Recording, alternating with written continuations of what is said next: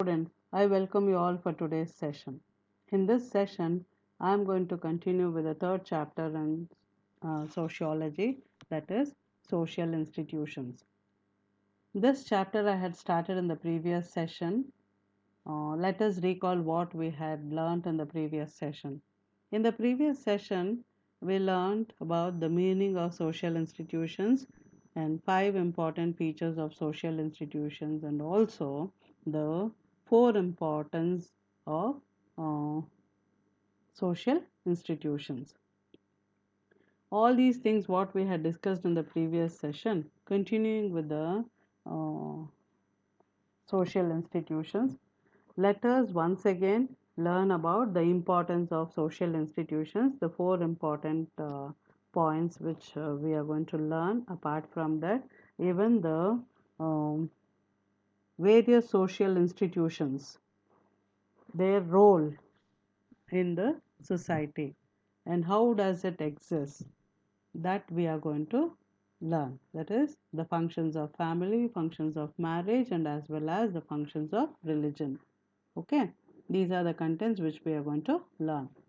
Coming to the importance of social institutions, it plays a major role in imparting the knowledge, customs, and values, uh, and many more things from one generation to another generation. Take example of your own family, where the elders in the family or ancestors in the family, they will try to inculcate certain things. By observing them, you will also inherit certain qualities, and they also play an important role in imparting the um, knowledge, customs, traditions, and the values in the form of telling the stories and all.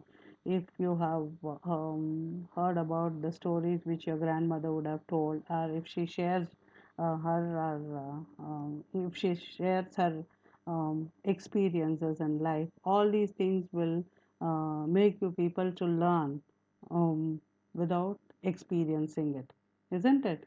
So they impart knowledge, customs, and traditions in your people. So social institution is very much important in everyone's life, and it plays a vital role in bringing certain cultural values.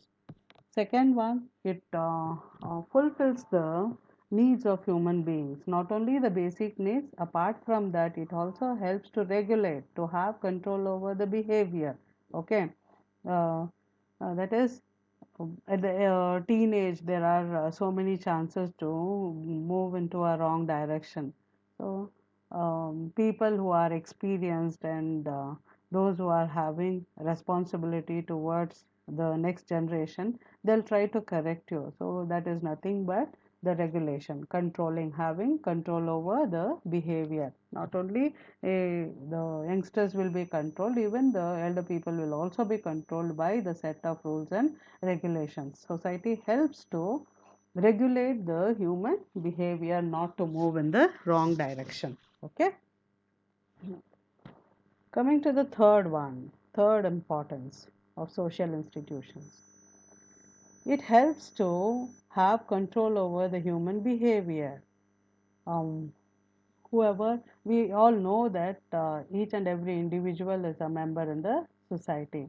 So there are many things we observe in the society, many good things and as well as the bad things also. Okay, and all these things, when we observe, what are the things which we have to take for the betterment, that we have to decide. So directly or indirectly, we will be molded in such a way where we'll be able to take the decision and we'll be able to analyze what is right and wrong regarding the uh, things which are happening in the society. So it helps us to mold our character. It helps us to build our future. To take example of yourself, you enter into school to procure education, to get education. There you will learn many things which will not be taught in the home, taught at home. Okay, and regarding the understanding, uh, when you start observing your friends and the people around you in the school, that is, it can be of teaching and non-teaching staff and people who are working to keep your school premises clean. By seeing and observing everyone, you will learn one way or the other way the different walks of life, and it will be helpful for you to mold your character and as well as the behavior. So it helps to know about the human behavior and what type of behavior is accepted in the society. Okay. And the fourth one is of social institutions provide roles to the individuals. Obviously, I being a teacher, I have a role to play in the school as a teacher. When I come to home, my role is different. In the same way, each and every person has their role in the society to play, where you come as a student to the school, where the teaching from my side and yours will be the learning part. Teaching and learning takes place where I play the role of teacher and you play the role of student. So, like this, different forms are different walks of life where we have to play the different role to meet all our needs. Okay. And here regarding the family you take, where the different members in the family have to play a different role, multiple role. Your mother will be playing a multiple role. Suppose if she is working, she not only supports financially, even at home she works for everyone. So she has to play a multiple role. You are also playing a multiple role. Being at home, you are a child to your parent. When you come to the society, you are just a child. When it comes to your school, you will be a student. So you are also playing a multiple role according to the time, situation, and place. Your roles will keep on getting changed. Okay.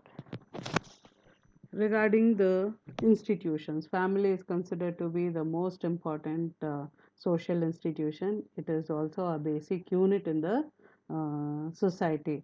This you will be learning in your ninth standard in detail. But at the same time, how it is formed and what are the different types of family, those things you will learn in your ninth standard. Regarding the social unit, family as a social institution, what are the functions of family that you will be learning under this particular content? Okay, family helps you to grow physically, emotionally, and with the social behavior. It also helps you to increase your intellectual thinking and also inculcates moral values within you. All these are the five areas which you will be getting benefited by being a member in the family. Okay. So family members will help you to get all these qualities, and they also meet the needs what is required. Mm. Every society has these three institutions: family, marriage, and religion. It differs from country to country, continent to country, continent, and from one society to another society. Okay, and it is very much essential for every human being to have family. And the important functions of the family, it takes care. Nourishment is nothing but taking care of every member in the family, whether he is hale and healthy or if he is sick. It's the duty of every member in the family to take care of the family members. Okay. Second one, it provides you the security. It provides you the security and it helps the human being to get socialized. When you move out of the home, when you meet the people in your neighborhood or in your community or in the society, you will learn many things. And prior to it, the family will prepare and send you in such a way so that you will get along with the people and um, you will get along and you will accommodate yourself with the society. So that process is nothing but socialization, getting along with the people and getting adjusted with the people. So this is very much important. And also it provides social security to the members. We all know that. And suppose after 8:30, 9 o'clock, if you don't reach home, then obviously your parent will be worried and they will take care of your, they'll see to that um, your security, you will be given complete personal security. Okay, and they nourish your talents by identifying your skills and talents. They will nourish it by encouraging your talents. They may arrange for extra classes and all. Okay, suppose if you're good at drawing, art and dance, music and all, if your parent notices that, or through somebody else, if they come to know, obviously they will make an arrangement of encouraging you in that particular field. Nourishment, again I said, taking care of all your needs, isn't it? So this has become a part and parcel of everyone's life. At the same time, the children's responsibility is there to take care of their parents when they are at the age, at their old age. Marriage is one more social institution. It is a legal approval to lead a family life. Okay, it's a social institution. It's very much important to know that the value of family and as well as how the family is formed. Even though these contents are very simple to you, many known things we will not try to give importance in our day-to-day life, but it is just one more this thing which helps you to brush up the faded knowledge about the social system, what is prevailing in our society. Okay, it is a legal permission or sanction given to a man and the woman to live together. It is not possible without marriage to lead the familial life. A live-in relationship is there, even though it is practiced here and there in India, but it is not approved in the society. Culturally, we have not accepted that live-in relationship. Okay, whereas man and woman are living together with a sanction. That sanction should be through marriage only. So there, they will be tied with the religious, economic, and cultural values. It also allows the couple to stay together and helps to extend their family. And it's not of recent ones, from the ancient time. Uh, this practice is there. Okay, obviously there is a change in the system, but the marriage system is existing from the ancient time. There are so many changes which has taken place in the system, but fundamentally this system is there from ancient times. Okay, the base for the family is marriage only. Family, how the family is formed? It is with the legal permission given in the form of marriage. Okay, it brings two families together. It helps in upbringing the children and taking care of the children and taking care of the other family members.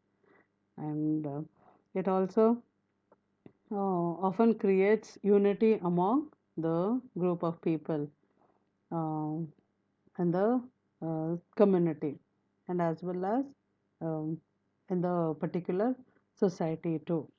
Marriage brings together people from different social background and promotes the unity. That's what. When you cannot have marriage as a function with 4 to 5 members or 10 members, it's not like that. You just connect it with Indian customs and traditions, where set of people will be invited and more people will be gathered to bless, isn't it? Couples.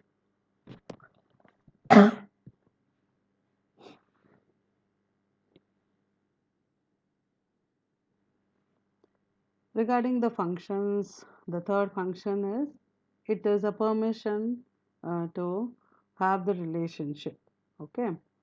When the child will be born, again that child will have the right to own the property of his or her parent that is there, and you cannot go against to the law of the land. As I told you, live-in relationship is not been accepted by our society. Majority of the system what we have, they go with this marriage only. Okay, and this system has not been totally this system has been accepted. It is the law of the land. It is not against the law of the land. the new system with the Western culture, what we find here and there, that is live in relationship, that is against to the law of the land. Okay, social law it is against to the social law, societal law. Regarding the religion, religion is one more social institution.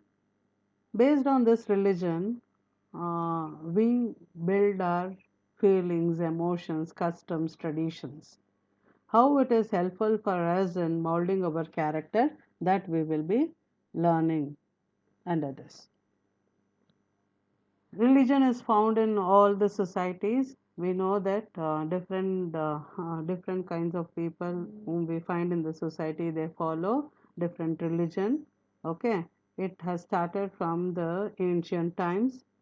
This religion helps us to know about various other values in life, and it helps us to become more socialized, and it inculcates such values within us like truthfulness, honesty, how to be a truthful person, and to have patience, not to be very arrogant and violent, and at adopting the peace in our life and sacrificing for the sake of others. Apart from these various other good qualities which will be inherited with the help of religion. Take example of Gautama Buddha, Vardhamana Mahavira, coming to the sacrifice which has been made by the Karna. All these with the help of religion we will come to know. Okay, and the Jesus Christ, what was the reason behind his crucifixion, all these things if you come to know, no, it will teach you certain values of life which has to be inherited by every one of us, and it also brings unity among everyone.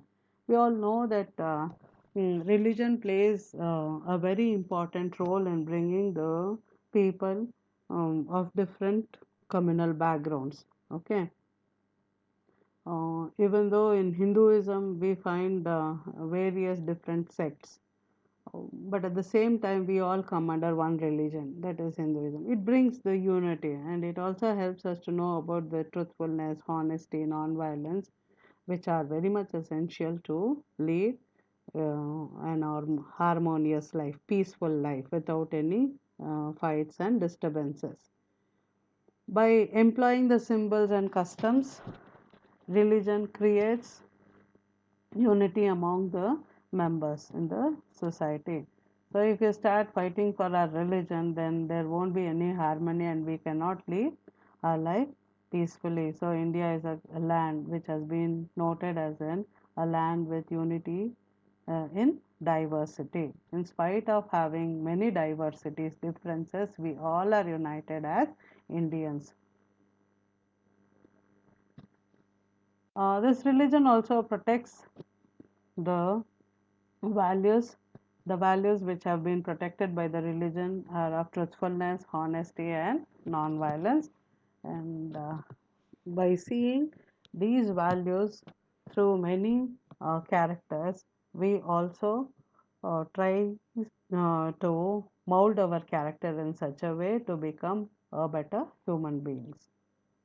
The fourth one is of social control. Obviously, when the human beings go wrong, uh, if you are if the behavior is not towards the good path, then obviously you will be corrected and you will be controlled by the society, not only by your family members, even by the society.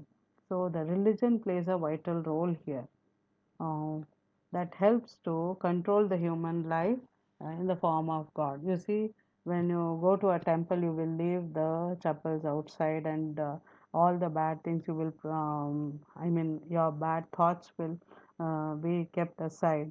When you start praying God, when you stand before the God only, you will try to control all your negative forces and all.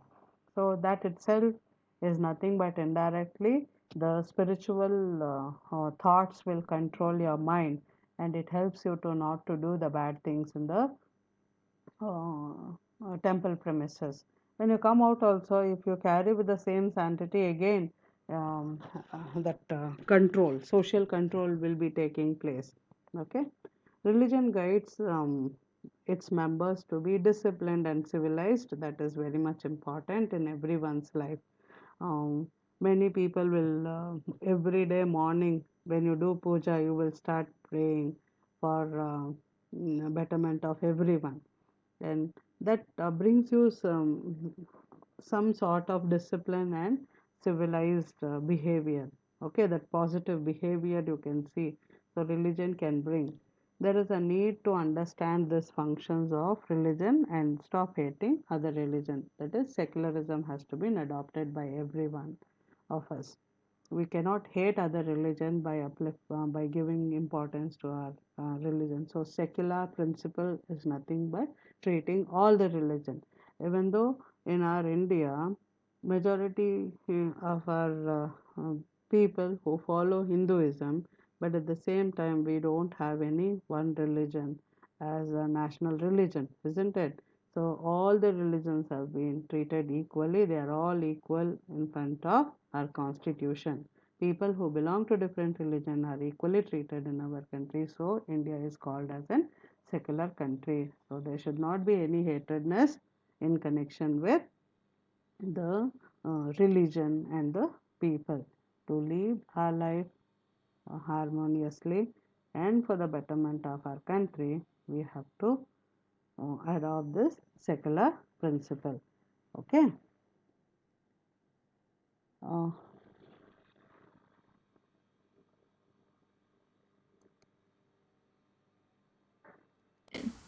Each of these institutions plays a fundamental role in both creating and supporting society, and each shapes the individuals who make up that society. Education is more than just going to school, memorizing what the teacher writes on the board, and taking a test on it a few weeks later. There is a hidden curriculum of information that is taught outside the official curriculum. We learn how to stand in line, how to wait our turn to ask a question, how to treat our peers. We learn without realizing it. We are socialized to internalize certain social inequalities when girls and boys are treated differently in school by their teachers. Teachers expect different things from different students, and that expectation affects how students learn. Teachers tend to get what they expect from their students. If the teacher only expects a certain level of effort or skill, that's all the students will give them. Teachers put students into categories based on the student's perceived abilities, and the teacher expects certain things based on the categorization. But what if the categorization is wrong? Then the student is not challenged enough and might only meet the teacher's expectations, rather than exceeding the expectation to reach their true potential. Sometimes the limiting factor comes from outside the classroom itself. Schools experience educational segregation and stratification, in part because the way that we fund schools is most often through property taxes.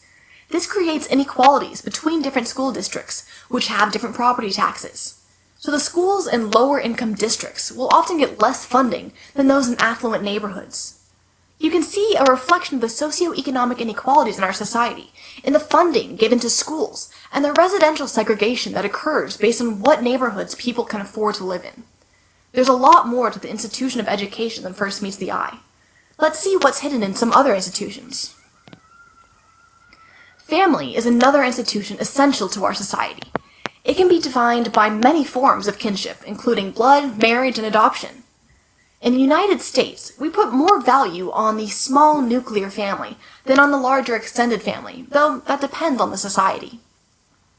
Different family values go hand in hand with different social obligations to the family, and also with the economy.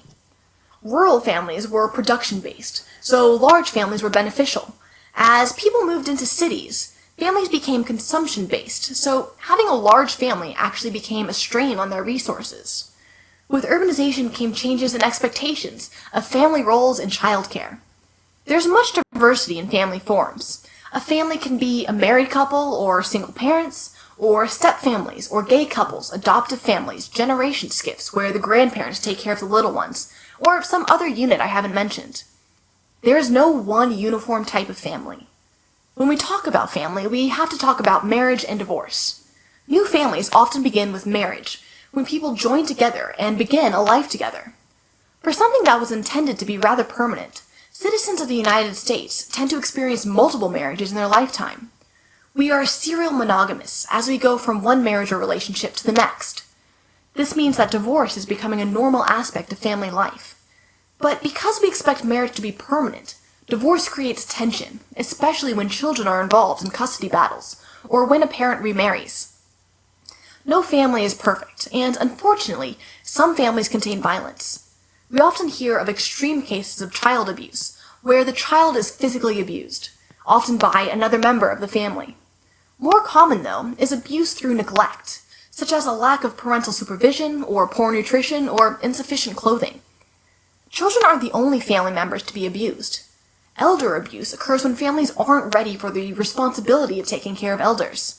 Having no plan of who will take care of the elderly and the expense of nursing homes can lead to robbery, threats, and neglect of elder members of the family. Spousal abuse is also very common. Again, abuse is not just physical, it can also be psychological. While spousal abuse is usually perpetrated by men, men can also be the victims.